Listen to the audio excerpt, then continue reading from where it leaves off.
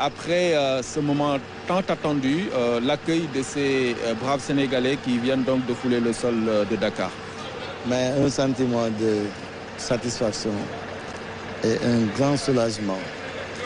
Je pense que c'est quelque chose que tout le peuple sénégalais attendait et c'est venu plus tôt que prévu. On pensait que ça allait se faire le jour de la Tabaski, mais heureusement que ça s'est fait avant. Et c'est le lieu pour moi de remercier d'abord son Excellence, Sa Majesté, le roi du Maroc, mais surtout remercier aussi son Excellence, Madame l'ambassadeur du Sénégal au Maroc, ma sœur Seynabou Dial, qui n'a ménagé aucun effort pour vraiment trouver une solution face à cette situation douloureuse. Excellence, bonsoir. Bonsoir. Qu'est-ce que vous avez ajouté? Comme l'a dit le président, c'est un sentiment de satisfaction, de soulagement, de joie aussi. Et bien sûr, nous rendons hommage à Sa Majesté pour ce geste de haute portée et nous remercions son Excellence le Président de la République également pour son soutien constant. Merci beaucoup. Donc, ils sont là.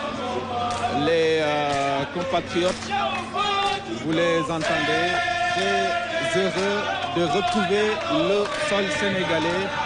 Et ils vont tout à l'heure exprimer cette joie devant le président de la République qui va donc avoir les mots qu'il faut pour leur rendre hommage justement parce que effectivement ils ont été très braves ce jour-là.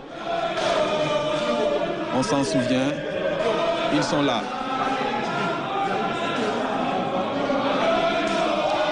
Voilà, l'ambiance, vous la découvrez, hein, Ibrahima. Hein, c'est une ambiance de joie.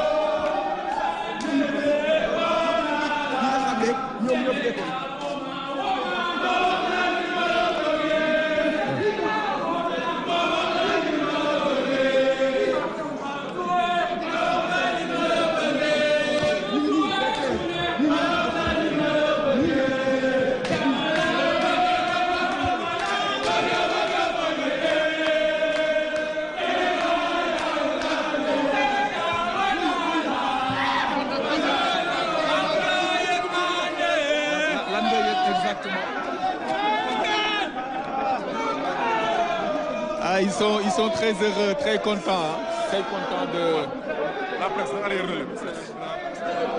contents de très contents de retrouver le. On libère le champ, la presse dem na.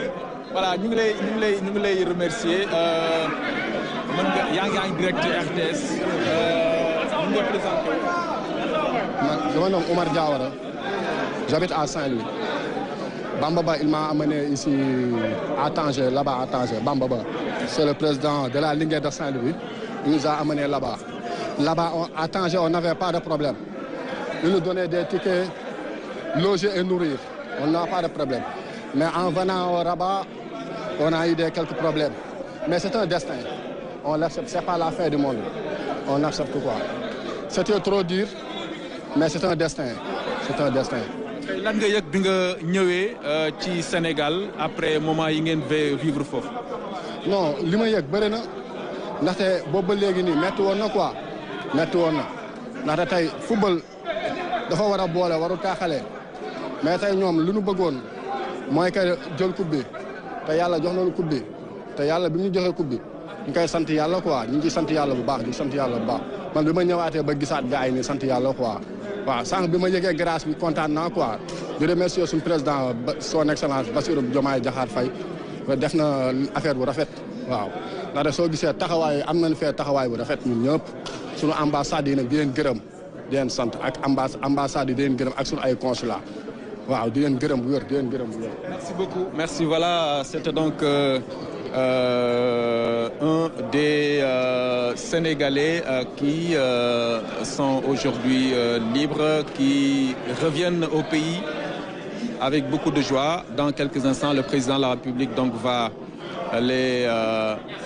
leur adresser des mots au nom de toute la nation sénégalaise et en présence de tout le staff de la Fédération sénégalaise de football.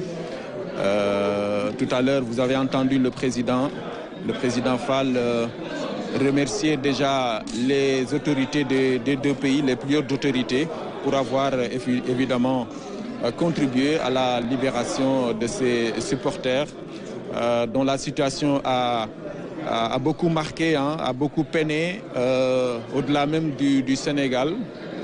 Donc finalement, ils sont là, c'est ce que tout le monde souhaitait. Et grâce à la diplomatie, les relations séculaires entre le Sénégal, on le rappelle, et le Royaume du Maroc, les plus hautes autorités ont donc réussi à décanter la situation comme on l'espérait. Ibrahima, donc, comme Ninko Giserek, dans quelques instants, président de la République